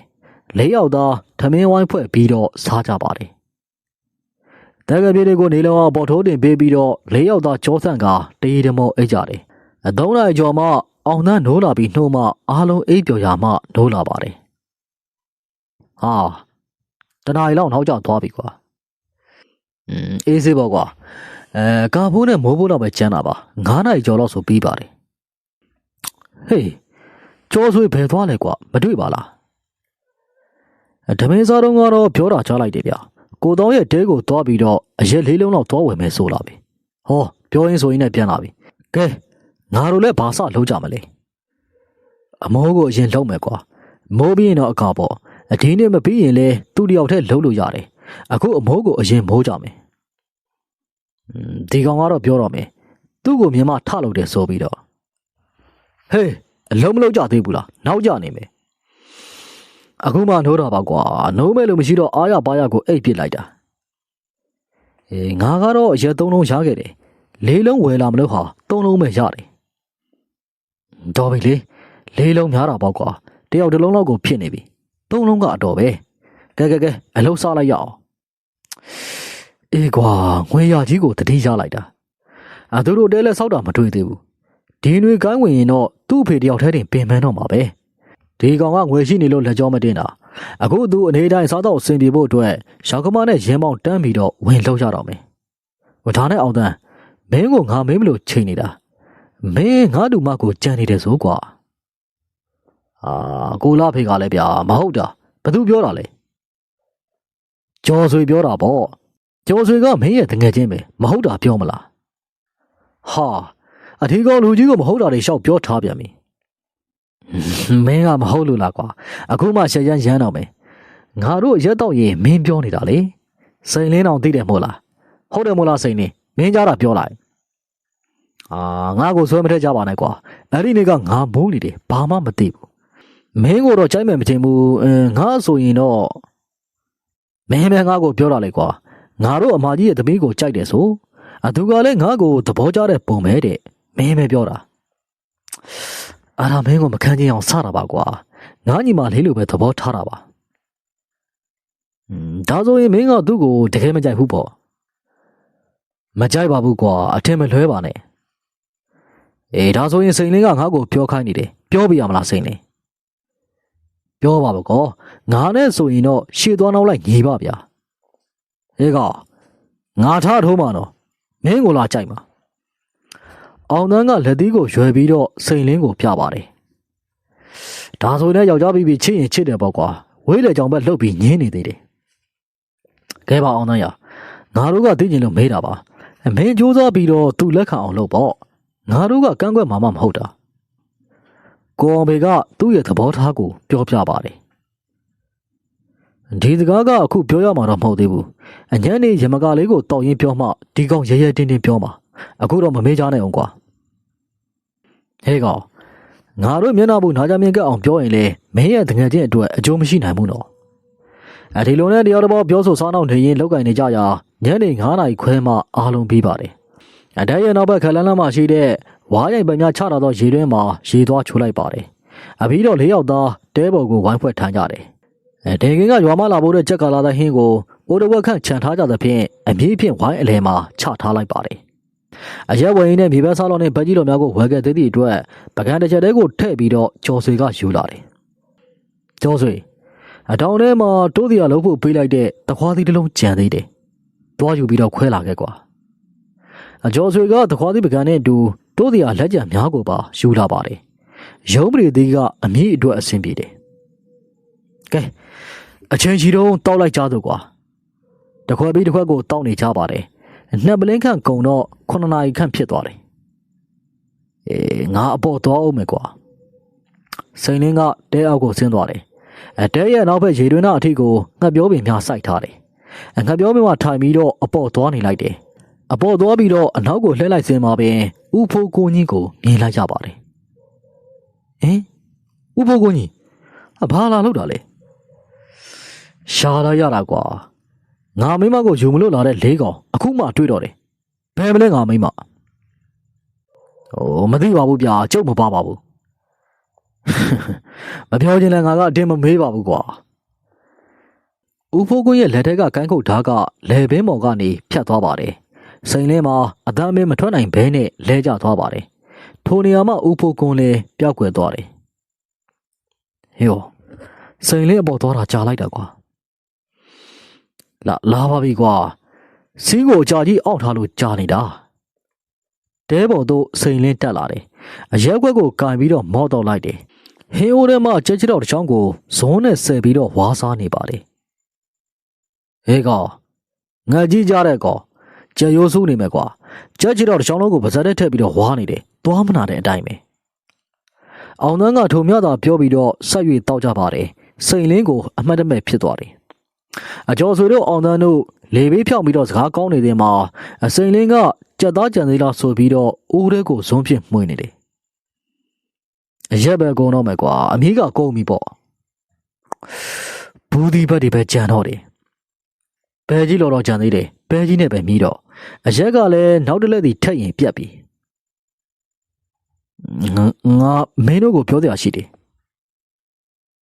ပြောလေမင်းပေါ့သွားပြီးတော့ပြန်လာကြတဲ့ကအမေးကြက်ကြီးတောင်းတဲ့ကြက်သားတစ်ဖက်ကိုစားတာအယိုးထုတ်တာမတွေ့ဘူးတကယ်ကိုငါကြည့်ကြတဲ့ကောငါဖိုးကုန်းနဲ့တဲနောက်မှာတွေ့ခဲ့တယ်နေုံကွာငါအပေါ်ဆင်းသွားမလို့ပြန်လာမှပြောအောင်သန်းကတဲပေါ်မှာမုံမူးနဲ့ဆင်းသွားပြီးတော့တဲရဲ့အနောက်ဘက်ကိုထွက်သွားတယ်ဟင်ဟာဒါဘာလို့လဲသူကငုံပြီးတော့ကြည့်လိုက်တယ်စိန်လေးရဲ့ဝက်စားစိန်လေးရဲ့ရုပ်လေဘေးမှာဓာကျက်နဲ့သေဆုံးနေသည်ကိုတွေးလိုက်ရပါတယ်ဟာကျော်ဆွေကိုအဖေအောင်သန်းကတဲတီတို့ရောက်မှာသူတို့ရှိမှထိုင်နေသောစိန်လေးရဲ့ခေါင်းကြီးကဘေးကိုလဲကျသွားကအခုငွေ့ဖြစ်ပျောက်သွားပါတယ်တရေစိန်လင်းတဲ့ဟာကျော်ဆွေကထိတ်ထိတ်ပြပြဖြင့်អော်ပြီးတော့ထခုန်လိုက်ပါတယ်တဲရဲ့နောက်ဘက်မှာစိန်လေးရဲ့လက်ပင်ဓာကျက်မိပြီးတော့သေးနေပြီငါအခုပဲတွေးခဲ့တာတဲပေါ်မှာမြေးစားပြီးတော့ရက်တောင်နေတာစိန်လင်းသေးရဲ့ပေါ့အမလေးကွာရင်းနေထိတ်လိုက်တာဘလို့ပြေးရတာလဲ၄ယောက်မှ၂ယောက်တည်သွားပြီးတော့ကောင်းငယ်မှာလာသန်းရှိရဲ့လာရောင်ကရှိနေပါတယ်သူတို့မှာဓာမီလည်းမရှိထုံးစရာဘာမှမရှိပါစားတော့ပြီးတော့အိမ်ပြန်ရမည်ဖြစ်တယ်ငါတို့၄ယောက်ထဲကစိန်လင်းနဲ့ငွေရသေးသွားပြီငါတို့၂ယောက်ကိုလည်းအဖိုးကြီးကအလွတ်ပေးမှာမဟုတ်ဘူးကဲစိန်လင်းရဲ့ကိစ္စကိုရွာကိုပြန်ပြီးတော့အသေးပေးကြမယ်တောင်းထဲကိုပကံတွေအိုးတွေထည့်လိုက်အခဏကြတော့အောင်သန်းကျော်ဆွေနဲ့ကိုလာဖေတို့ရွာထဲကိုပြန်လာကြပါတယ်စိန်လင်းရဲ့နာရီအတွက်စီစဉ်ကြတယ်ရွာပြင်မှာ၃ရက်ထားပြီးတော့အာသုဘချလိုက်တယ်အထရွာလုံးကအုပ်ဖိုးကုန်းကိုလူမဟုတ်တော့ဘဲနဲ့တရဲတစေဖြစ်နေသည်ဟုအသေးချယုံကြည်သွားပါတယ်အထိုကဲ့သို့ယုံကြည်နိုင်အောင်လဲစိန်လင်းရဲ့နာရီအပြီးမှာအညာမှရမှုပြီးပြန်လာတဲ့ရွာသား၃ယောက်ရဲ့အနောက်မှာလူတယောက်လိုက်လာနေသည်ကိုသိလျက်ရသည့်အတွက်သွေးဆိုးသည့်အမိုးသမားတယောက်ကနောက်ကိုလှည့်မကြည့်ဘဲနဲ့ဆဲဆိုပါတယ်သူတို့လှည့်ကြည့်လိုက်တော့တရေကြီးကိုထမ်းပြီးတော့ရက်နေတဲ့ဥဖိုးကုန်းကိုမြင်လိုက်ရပါတယ်ဓာတ်နဲ့လေဘင်းကိုဖြတ်သည်ကိုတီထားသည့်အတွက်အမိုးပြေပြီးတော့တောင်းပန်ကြပါတယ်သူကဘာမှမပြောသည့်အတွက်သူတို့၃ယောက်ကလှည့်ထွက်ပြီးတော့လမ်းဆက်လျှောက်သည့်တွင်ရှေ့မှသွားနေသောဥဖိုးကုန်းကြီးကိုမြင်လိုက်ရပါတယ်အခုပဲနောက်မှာအခုဟိုးရှိကိုရောက်နေပြီဒါဆိုရင်တော့လူမဟုတ်ဘူးတရေပဲဖြစ်မှာဟင်ဟာမရှိတော့ဘူးပျောက်သွားပြီအမိုးသမား၃ယောက်မှမိုးပြေကနောက်ကျောင်းကိုပြန်လှည့်ပြေးကြတယ်အရက်သမား၃ယောက်ပြောနေသည့်စကားကြောင့်ဥဖိုးကုန်းကိုတရဲတစေဟုယုံကြည်သွားပါတယ်ဥဖိုးကုန်းကိုသူ့အိမ်မှာအချိန်ချင်းသွားရှာတော့လဲရှာမတွေ့ခဲ့ပါအထို့ကြောင့်တနေရာမှာသေးကတစေတရဲဖြစ်သွားပြီဟုအားလုံးကယုံကြည်ကြပါတယ်ဒီလိုနဲ့စိန်လေးရဲ့နာရေးဟာရဲလဲခဲ့ပါပြီအနေကင်းတရားပေးပြီးမှတော့လူကြီးတချို့ကမပြန်သေးပဲနဲ့တရဲတစေဖြစ်နေတဲ့ဥဖိုးကုန်းရဲ့အကြောင်းကိုဆွေးနွေးတိုင်ပင်ကြတယ်ဟိုကောင်လေး၄ယောက်ကသူ့မိမရဲ့အလောင်းကိုယူပြီးတော့မြင်မြုပ်လိုက်တာအားဒါကိုမကျင်နဲ့လို့လိုက်ရှာပြီးတော့တတ်နေတာဒေတာတော့ဖြစ်နေပြီအောင်သန်းနဲ့ကြော်ဆွေပဲကြံတော့တယ်ဒီကောင်လေးနဲ့ကောင်ကိုအပြင်မလွတ်နဲ့ဒီအပိုင်းမှာတရဲနှိမ်နေမဲ့သေယာကိုရှာကြမယ်ဦးမြသိန်းမှာဆရာသိမရှိဘူးလားဗျာရှိတော့ရှိတယ်ဗျာဘယောကတော့ပဲကိုနိုင်မယ်ထင်တယ်တရဲတစီကိုတော့နှင်ထုတ်နိုင်မယ်မထင်ဘူးဘယ်သူများဆရာရဲ့သတင်းကိုကြားသေးလဲဘာမောင်ကိုခေါ်မဲကြည့်ရင်သိမလားပဲဗျာသူမိမရွာမှာသေးတောင်းကြလို့ဆရာခေါ်ပြီးတော့ပင့်ပြီးတော့နှင်းတယ်လို့တခါပြောဘူးတယ်ဒါဆိုရင်ဘာမောင်ကိုသွားခေါ်ကွာဖိုးစင်ရဲ့သားဘာမောင်ပို့လားဟုတ်တယ်ဥက္ခရာကြီးဦးဖိုးစင်ရဲ့သားပဲတရားရောက်သွားကွာဖိုးစင်သားဘာမောင်ကိုငါခေါ်ခိုင်းတယ်လို့ပြောလိုက်အိမ်ပေါ်မှာလူရတယောက်ဆင်းပြီးတော့စပိန်ကိုဆွဲကချမ်းမြေကိုထွက်သွားတယ်9မိနစ်ခန့်ပဲကြာပါတယ်အသက်40ခန့်ရှိတဲ့ကိုဘမောင်သွားခေါ်သူရဲ့စပိန်နောက်မှာထိုင်ပြီးတော့ပါလာပါတယ်ဟေးကောင်ပါမောင်ဟုတ်ကဲ့ပြောပါဥက္ခရာကြီး မင်းကိုမဲတရားရှိလို့ကွာမင်းမတရေသစီနှိုင်နဲ့ဆရာတွေပါလေရှိလားမရှိပါဘူးဥက္ကဋ္ဌကြီးအေးတော့ကမင်းမရွာမှာဆရာပင့်ပြီးတော့တရေနှိမ်နေတဲ့အကြောင်းကိုပြောဘူးတဲ့သတိရပြီအေးရင်တို့ကံဦးရွာမှာဘယ်ကနေရောက်လာမှမသိတဲ့တရေကြီးတကောင်ကဝင်ပြီးတော့တောင်းကြနေလို့ဆရာတယောက်ကိုသွားပြီးတော့ပင်းလိုက်တာတရေကြီးလည်းတခါတည်းကိုပျောက်သွားရောတဲ့အဲ့ဒီတရေကိုနှင်းနဲ့ဆရာကိုသိလားဘယ်သိမလဲဥက္ကဋ္ဌကြီးရေဆရာရဲ့အကြောင်းကိုသိကြရင်ကံဦးရွာကိုသွားပြီးစုံစမ်းရမှာပေါ့အခုညနေစားပြီးတော့မင်းကိုဆရာပင်းဖို့တောင်းဝန်ပေးမယ်ဒီကားတယောက်ကိုခေါ်ပြီးတော့မင်းမရွာကိုသွားဆရာရဲ့သတင်းကိုစုံစမ်းသူတို့လမ်းညွန်ပေးရင်လည်းမင်းတို့ကဆက်သွားသူတို့ရွာကတယောက်လိုက်ဖို့လိုရင်လည်းခေါ်သွားညာအိတ်ဆရာရှိတဲ့အိတ်မင်းတို့ပြန်လာရင်ဆရာပါလာပါသေးဆရာကခီးလွန်နေရင်ရောတရေလောက်လိုရင်တော့ဆရာအိမ်မှာပြောပြီးတော့အိတ်ဆောင်ပါကွာကြားတယ်ဆိုရင်တော့ပြန်ခဲ့ကြဆရာရှိမဲ့ရက်ကိုပြန်ပြီးတော့သွားပင်တာပေါ့မင်းတို့သွားရေးလာရေးကုန်ကြသည့်အားလုံးကိုငါပေးလိုက်မယ်စစ်ဆက်သုံးပြီးတော့ငါ့ကိုစင်းပြန်ပြရမယ်ဥက္ကဋ္ဌကြီးကလည်းဗျာပိုးရင်မင်းတို့သုံးလို့ပြောရမှာအေးပါနည်းနည်းပါးပါးကြံရင်ပြီးသုံးပါမယ်ဒီကောင်တွေကအရက်ဖိုးပဲလို့တော့ဥက္ကဋ္ဌကြီးရဲ့ဘာပဲရပေါ့လက်ထဲမှာပြည့်စုံလေးဆိုတော့ခြေသွက်တာပေါ့ဟေးမင်းတို့ကိုဆရာသွားပင်ခိုင်းတာမိုးပြီးသွားလို့ကတော့ဘယ်ဆရာမှအထင်ကြီးမှာမဟုတ်ဘူးရွာသိက္ခာမချခဲ့နဲ့တော့ရွာပြန်ရောက်မှကဲမှာပါဥက္ကဋ္ဌကြီးရာကဲဒါဆိုရင်လည်းပြီးရောနေတဲ့ဘန်းကိုတောင်ရှောင်းနေပြီအချိန်ကြီးတော့သွားကြတော့မင်းခေါ်ခြင်းနဲ့လူခေါ်သွားသွားရင်ငါရဲ့အိမ်ကိုဝင်ခဲ့ဈေးရိတ်ပေးလိုက်မယ်အခုတော့ငါမှတပြားမှပါမလာဘူးဟုတ်ကဲ့ပါအိမ်ပြန်ပြီးတော့မိမကိုအတိပေးလိုက်အောင်မယ်ဥက္ကဋ္ဌကြီးကိုဘမောင်တယောက်အိမ်မောင်မဆင်းသွားသလိုရွာထဲမှာလူကြီးများမှလည်းနာရီအိမ်မှပြန်သွားကြပါတယ်ကိုဘမောင်တို့မကြီးတန်းရွာကနေထွက်သွားပါပြီအနောက်နေ့ညနေပိုင်း3 နာရီခွဲခန့်မှာပြန်ပြီးတော့ရောက်လာတယ်မကြီးတန်းရွာမှကံဦးရွာဘက်သို့နှစ်ယောက်သားစပိန်စည်းနှင့်သွားလာနေကြပါတယ်အပြန်ကြတော့ထိုရွာမှထော်လာကြီးနှင့်ပင်ပြန်လာကြတယ်ဆရာပါလာတယ်ကံဦးရွာမှဆရာရှိရလိုက်လံပို့ဆောင်ပေးသူပါကိုဘမောင်တို့နဲ့အတူပါလာပါတယ်ဆရာကြီးကိုရွာလူကြီးဦးသိန်းအောင်ရဲ့အိမ်ကိုတခါတည်းပင့်ခေါ်လာပါတယ်အသေးရဲ့နေနေမိဆရာပါလာသည်ဆို၍မကြီးတန်းရွာသူရွာသားတွေကဦးသိန်းအောင်ရဲ့ခြံထဲမှာစုပြုံရောက်ရှိနေတယ်ဆရာလေးအိမ်မော်ကိုတက်ပါပြောဥထကြီးဒီမှာဆရာလေးပါလာပြီအိမ်မော်ကိုခေါ်ပါဦးငါကဘသူဆရာဖြစ်မလဲကြည့်နေတာဥက္ကဋ္ဌကြီးကဆရာငယ်ငယ်လေးပါလာလို့ဒိုလောဖြစ်နေတာလားမဟုတ်ပါဘူးကွာမင်းရဲ့နောက်ကလူကိုဆရာလို့ထင်နေတာအဲ့ဒါခံဦးရွာကကိုစိုးမောင်နဲ့ဆရာရဲ့အိမ်ကိုသူပဲလိုက်ပို့ပေးတာလှေတံကားတံနဲ့သွားခဲ့ရတယ်အညာကဆရာရဲ့အိမ်ကို8 နာရီလောက်မှရောက်သွားတယ်ဆရာကိုအိမ်မှာအစင်သိတွေ့တာနဲ့ဒီမနေ့ပိုင်းလာမလို့လှုပ်နေတာလူမမာတယောက်အိမ်မော်ကိုတက်လာလို့ကိစ္စပြီးပြမှထွက်လာတာအခုမှရောက်တယ်ဆိုပါတော့ဗျာကဲပါအိမ်အောက်ကနေအော်မနေနဲ့မင်းတို့တက်ခဲ့ပါဆရာနဲ့စကားပြောဖို့ရတာပေါ့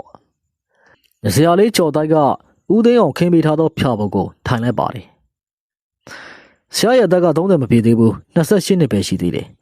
ကံဦးရွာကိုဝင်ပြီးတော့တောင်းကြတဲ့တရေကြီးကိုကောင်းကောင်းနှင်ထုတ်ပေးခဲ့တယ်ထန်းသုံးမင်းရွာကလူသားစားတဲ့တရေကြီးကိုလည်းနှင်ထုတ်ပေးခဲ့တယ်ဒီရွာကတရေဖိုးကြီးလောက်ကတော့အေးဆေးပါပဲဗျာ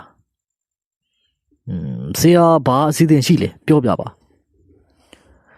ဒီရွာမှာလူတွေတက်နေတဲ့တရေအကြောင်းကိုညာကကိုဘမောင်ပြောပြထားလို့သိပြီးပါပြီဒီတရေကဘာကြောင့်လူတွေတက်နေရတယ်လဲဆိုတာအားလုံးသိမှာပါပြီးတော့ဒီလူတက်နေတဲ့တရေကြီးကိုလည်းရွာကနေထွက်သွားအောင်လို့ဆောင်ရွက်ပေးပါမယ်မစိုးရိမ်ပါနဲ့ဒါနဲ့ဒီရွာမှာနတ်ဝင်တဲ့ရှိရင်ခေါ်ပေးစီလိုပါတယ်နတ်ဝင်တယ်လားရှိတာပေါ့ဟေးအမတ်တင်ကြီးကိုတယောက်သွားခေါ်ခဲ့သမ်းကွာလူတယောက်အိမ်မော်ကနေဆင်းသွားပြီးတော့စပိန်နဲ့ထွက်သွားတယ်အမတ်တင်ကြီးကရွာသွင်းလှည့်ပြီးတော့နှကနာလိုက်နေတာ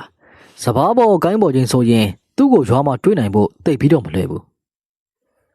15 မိနစ်ခန့်ကြာတော့အသက်55 နှစ်ခန့်ရှိတဲ့အတော်ကြီးတယောက်ဟာစပိန်နဲ့ပါလာပါတယ်ခက်ဝဝဖြစ်ပါတယ်ဥက္ကဋ္ဌကြီးခေါ်ခိုင်းနေဆိုအိမ်မှာလည်းလူတွေစုံလို့ပါလားလူစုံဆိုအရေးကြီးကိစ္စရှိလို့ပေါ့လာဒီမှာထားမတ်တင်ကြီးကိုဆရာလေးခေါ်ခိုင်းတာဆရာလေးပြောလိမ့်မယ်အလမ်းမှာအေးဝင်ပြောလာလို့တရေကြီးဖိုးကုန်းကိုနှင်ထုတ်ပေးမယ်ဆရာလို့သိထားတာဆရာကကျွန်မသားထထောင်ငယ်မဲ့ပုံပဲ စကားကြောတွေရှည်လိုက်တာဟာဆရာလေးပြောတာကိုနားထောင်ပါအသက်ငယ်ငယ်ကြီးအစွမ်းစားရှိဖို့ကအဓိကပဲမို့လားဒီလိုပါတော့ဒီညဒီရွာကတင်းချမ်းကိုကျွန်တော်တို့သွားကြမယ်အတော်ကအဓိကနေရာကနေလိုက်ခဲ့ပေးစီလိုပါတယ်မလီတင်းချမ်းလေးကိုဘာသွားလုံးပါလဲအတော်ကတရေကြောက်တတ်တယ်ဆရာလေးရဲ့တခြားနေရာကိုသွားလို့မရဘူးလားတခြားနေရာကိုသွားလို့မရပါဘူးတင်းချမ်းထဲမှာတင်းချမ်းရှင်မမဖဲဝါကိုတင်မြောက်ပါတာပြီးတော့တရေတစီအကြောင်းကိုမေးရမှာမဖဲဝါကဘာလို့ရမယ်ဆိုတာညွှန်ပြပါလိမ့်မယ်အတင်းချမ်းထဲကိုအတော်နဲ့ကျွန်တော်အပြင်မှာဘားမောင်ဒိုးနဲ့အတူ3-4 ယောက်ပါအောင်ပါ4-5 ယောက်ဆိုရင်တော့သွားရပါတယ်အတော်ကဘာလို့ရမှာလဲမဖဲဝါကိုပင့်ရင်အတော်ကဂျားကန်လှုပ်ပေးရမှာ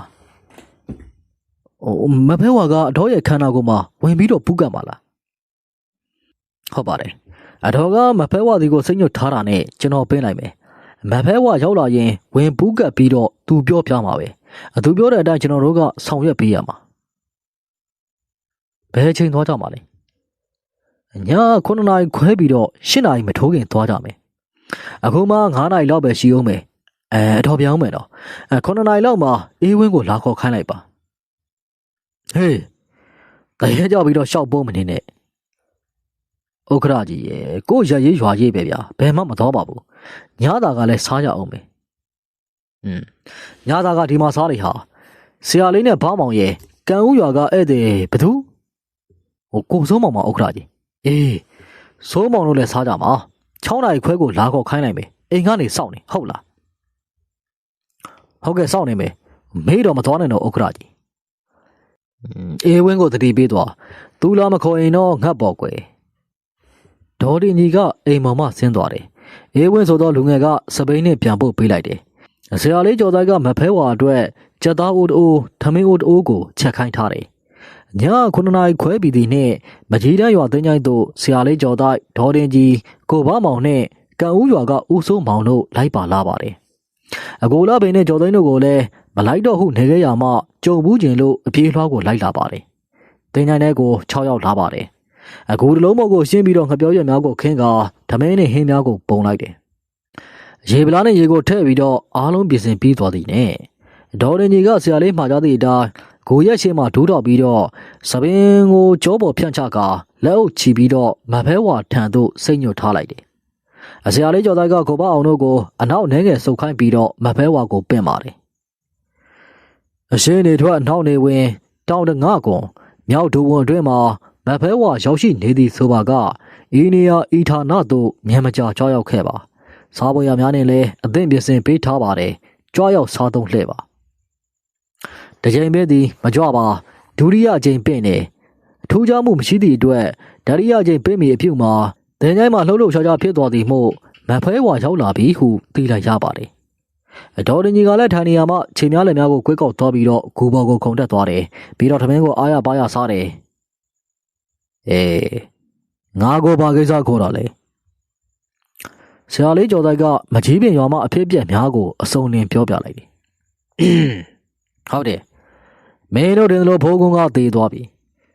သူမင်းမကိုနွားပြောက်တောင်ချင်းမှာမြုပ်မယ်ဆိုပြီးတော့ညမောင်မောင်မဲမဲထဲမှာမြေသွားတူးနေတာအဲဒီချိန်မှာမိုးကသေးကြီးမကြီးရွာချလိုက်တယ်ဒေါင်းနှလုံးသားကရေလုံးကြီးထိုးဆင်းလာပြီးတော့ဖိုးကုန်းကိုချောင်းထဲကိုတိုက်ချသွားတယ်ချောင်းထဲကိုမရောက်ခင်မှာပဲအဖိုးကြီးကသေသွားတယ်သူ့ရဲ့အလောင်းကိုမင်းတို့မတွေ့ဘူးမို့လားသူ့ရဲ့အလောင်းကရေလုံးကြီးထိုးပြီးတော့ချောင်းကရေရှမ်းနေတော့ချောင်းရဲ့မြောက်ဘက်ကိုင်းတော်ထဲကိုသွားပြီးတော့ရှာကြအယိုးကျနေပြီသူ့ရဲ့ရိုးသူကိုထွေးလိုက်မယ်သူ့ရဲ့ရိုးသူကိုပြန်တယ်လာကြပြီးတော့မင်းတို့ရွာသားတွေသင်္ချိုင်းထဲမှာလာမြုပ်ခဲ့ကြတဲ့သူမိမရဲ့ရိုးအလောင်းကိုပြန်ပြီးတော့ဖော်သူ့ရဲ့ရိုးရောသူမိမရဲ့ရိုးပါသူမြုပ်မလို့ရည်ရွယ်ထားတဲ့နွားပြောက်တောင်ချေကိုတည်သွားငါလည်းအဖိုးကြီးကိုအတီးပေးပြီးပြောလိုက်မယ်မင်းတို့ကလည်းခမည်းမြုပ်ကျင်တဲ့ချင်းမှာခမည်းမိမကိုမြုပ်ပြီးခမည်းဂျင်းနဲ့တော့လို့ပြောအဘိဓာနဲ့အယိုးသူတစ်ခုလုံးကိုပြချအောင်မေးရှို့လိုက်အဲ့ဒီပြားတွေကိုပဲသူမိမရဲ့အလောင်းမြုပ်မလို့ထူးထားတဲ့ကျင်းတွေကိုမြုပ်လိုက်ပြီးရင်သူ့ရဲ့အိမ်ကိုဖြိုချလိုက်အချင်းကတော့ရေလုံးထိုးလို့ရောင်ရောင်လေးပဲရှိတော့တယ်တောင်နှလုံးကြားကရေဦးတက်ရမှာရှာကြည့်လိုက်ပြင်းမပင်ကြီးနဲ့10 ပင်လောက်အကွာမှာတွေ့လိမ့်မယ်မင်းတို့လုံးတော့ပြီးပြီဆိုတာနဲ့တရေဖိုးကုန်းကိုငါးရဲ့သင်္ချိုင်းနဲ့ခေါ်ထားလိုက်မယ်မင်းတို့ရွာကိုဘာအန်ဒီယမမပေးစီရတော့ဘူးစိတ်ချပြီးပြန်ကြတော့အဖိုးကြီးရဲ့မိမဝင်းကျင်ကသင်္ချိုင်းထဲမှာပဲရှိနေတယ် အဘိုးကြီးရဲ့ဝင်းကျင်တင်းချမ်းကိုပါလာရင်သူတို့တွေးကြလိမ့်မယ်အဘွားကြီးရဲ့ဝင်းကျင်ကတင်းချမ်းထဲမှာရှိနေပါရဲ့နဲ့အဘွားကြီးရဲ့ရုပ်လောင်းကိုဘာကြောင့်ပြန်ဖော်ပြီးတော့အဘိုးကြီးတူးခဲ့တဲ့မြေချင်းမှာမြုပ်မပေးတာလဲဟုကြော်တိုက်ကမဲလိုက်ပါတယ်ဒါကမသေးခင်မှာဆွဲလန်းသွားတဲ့စိတ်ဆန္ဒကိုဖြည့်ဆည်းပေးလိုက်တာပဲသူ့ရဲ့ဆန္ဒမပြေပါလို့ရွာကလူတွေကိုရှောက်ပြီးတော့တတ်နေတာအေးဝင်းကျင်ဖြစ်သွားရင်လေဆန္ဒနောက်မှာအစွဲကပါနေအောင်ပါဟုတ်ကဲ့နားလဲပါပြီမနေ့ပြန်အားလုံးပြီးစီအောင်လုပ်လိုက်ပါမယ်ငါတင်ချိုင်းမှာမြုပ်ထားတဲ့ဘွားကြီးရဲ့အလောင်းကိုလာဖော်ဖို့ငါခွင့်ပြုတယ်ကဲပြန်ကြတော့ကျော်တိုက်တို့လူသူမှာတင်ချိုင်းထဲမှာပြန်လာကြတယ်လိုက်သွားတဲ့ရွာသားတွေကလည်းအတော်တင်ကြီးကကြက်ရိုးတွေကိုဘဲလို့ဝါလို့စားနေသည်ကိုကြည့်ပြီးတော့အံ့သင့်သည့်အကြောင်းကိုပြောဆိုနေကြပါတယ်ဦးသိန်းမောင်ရဲ့အိမ်ကိုပြန်ရောက်တဲ့အခါမှာမဖွဲဝါပြောသည့်အကြောင်းများကိုဘောမောင်ကအားလုံးသိအောင်ပြောပြလိုက်တယ်ဒါဆိုရင်မနေ့မှတို့တက်ညီလက်ညီလှုပ်ကြတာပေါ့တောင်းနာစကားပြောဆိုပြီးတော့ရွာထဲကိုအားလုံးပြန်သွားကြတယ်ဦးသိန်းမောင်ရဲ့အိမ်မှာဆရာလေးကျော်တိုက်နဲ့အတူဦးဘမောင်နဲ့ဦးစိုးမောင်တို့ကအိတ်ကြပါတယ်မနေ့စားပြီးသည်နဲ့ကံဦးရွာသားဦးစိုးကသူ့ရဲ့ရွာကိုပြန်သွားတယ်မနေ့စားတော့ပြီးသည်နဲ့အဖွဲနှစ်ဖွဲခွဲကဦးဖိုးကုန်းရဲ့ရုပ်အလောင်းကိုချောင်းတစ်ဖက်ကန်နာကိုင်းတော်ထဲမှာသွားပြီးတော့ရှာကြပါတယ်လူ၄ယောက်ခန့်ကတင်းချမ်းထဲမှာဘွားမယ်ခါရဲ့ရုပ်အလောင်းကိုသွားပြန်ဖော်ခဲ့တယ်ရွာပြင်ကနေပတ်ပြီးတော့နွားပြောက်တောင်တို့ဘွားမယ်ခါရဲ့ရုပ်အလောင်းကိုသွားပြီးတော့ပြန်ဖော်ခဲ့ကြတယ်အကိုင်းတော်တွေကိုသွားချရတဲ့လူတွေကလည်းအကိုင်းတော်ကြီးထဲမှာတနာရီနီးပါးရှာမှနှုံးမီတဝက်ခန့်ဖုံးနေသောဦးဖိုးကုန်းရဲ့ရိုးသူကိုပြန်တွေ့ရပါတယ်အထိုရိုးသူကိုလည်းရွာပြင်ချောင်းရုပ်အတိုင်းပင်နွားပြောက်တောင်တို့တည်ဆောင်လာခဲ့ပါတယ်အဖိုးကြီးတူးထားတဲ့မြေချင်းကိုပြင်းမပင်ကြီးနဲ့ဆယ်ပေခန့်အကွာမှာကျင်းကြအရာလေးကိုတွေ့ရတယ်အတောင်ပေါ်မှာကြားနေသောရေမနှုံးများဖုံးလွှမ်းသွားသဖြင့်မြေချင်းကပို့သွားခြင်းဖြစ်ပါတယ်အလောင်းနှလောင်းကိုတေချာချလိုက်တယ်ဦးဖိုးကုန်းရေဘွားမယ်ခါရဲ့အလောင်းရောက်လာပြီခမည်းစားကျုပ်တို့တကြိုးပေးမယ်ခမည်းမြုပ်နှံခြင်းတဲ့နေရာမှာမြုပ်ပေးမယ်အတန်ခက်ကြသုံးချိန်អော်ပြီးတော့အယိုးများကိုရေနံစီလောင်းပြီးတော့မေးလျှော့လိုက်ပါတယ်ခဏအတွင်းမှာအယိုးများကပြာကျသွားတယ်အထိုးပြားတွေကိုကျင်းထဲမှာထည့်ပြီးတော့အပေါ်ကမြေဖို့ကအားလုံးပြန်လာပါတယ်ဦးဖိုးကုန်းရဲ့အိမ်ထဲကိုဝင်ပြီးတော့ရွာသားများကတက်ညီလက်ညီနဲ့ဖြိုဖျက်ခါတနေရာမှာစုပုံထားလိုက်တယ်အားလုံးပြီးသွားသည်နဲ့ဦးသိန်းမောင်ရဲ့အိမ်ကိုပြန်လာကြပါတယ်အကိုဘမောင်နဲ့ကိုသိန်းမောင်တို့ကဆရာလေးကိုတညအိတ်သွားပါရန်တောင်းပန်နေသည့်အတွက်ဆရာလေးကျော်တိုက်ကလည်းထိုနေ့ကမပြန်ပြဖဲနဲ့တညအိတ်လိုက်ရပါတယ်ထိုညမှာထူးခြားမှုမရှိခဲ့ပါနောက်နေ့ကိုရောက်တော့မနှဲစာစားတော့ပြီးသည်နဲ့ကိုဘမောင်ဟာဆရာလေးကျော်တိုက်ကိုပြန်ပြီးတော့ပို့ဆောင်ပေးလိုက်ပါတယ်ဟုတ်ကဲ့ပါဒါလေးကတော့ဆရာအေကံမင်းရေးသားထားတဲ့မဖဲဝါနဲ့ဓာထန်တရေကြီးဆိုတဲ့စာအုပ်လေးကိုပြောပြတင်ဆက်ပေးခဲ့တာပဲဖြစ်ပါတယ်နားဆင်အားပေးခဲ့ရတဲ့တယောက်ချင်းစီတိုင်းကိုကျေးဇူးထူးတင်ပါတယ်ခင်ဗျာနောက်ဗီဒီယိုတွေမှာပြန်ဆောင်ကြပါမယ်ဗျ